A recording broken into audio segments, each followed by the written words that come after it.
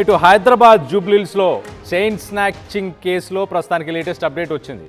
నిందితులను పోలీసులు అరెస్ట్ చేసినట్టు తెలుస్తుంది. 2 రోజుల క్రితం ఇటు కావూరి హిల్స్లో చైన్ స్నాచింగ్ చేసి పరారైపోయారు ఇద్దరు నిందితులు. జల్సాల కోసం ఇటు ప్రియుడితో కలిసి చైన్ స్నాచింగ్ చేసింది ఒక యువతి.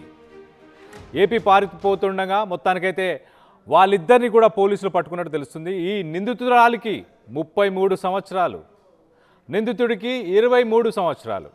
తనకంటే 10 ఏళ్ళు చిన్నవాడితో ప్రేమలో ఉంది. మొదటిసారి దొంగతనం చేసి మరి ఫ్లాప్ అయ్యారు.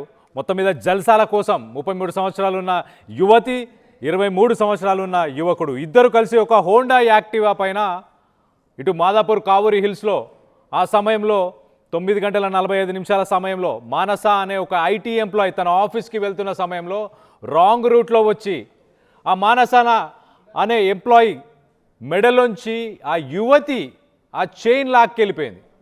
ఆ 33 సంవత్సరాల యువతి జల్సాలు చేయడానికి డబ్బులు లేవు, సాయంత్రం పార్టీకి వెళ్ళడానికి డబ్బులు లేవు అంటూ మొత్తానికైతే బాయ్ ఫ్రెండ్ని ముగ్గులోకి దింపింది. కానీ మొదటిసారే దొంగతనం చేసి దొరికిపోయారు ఇద్దరు దుండగులు.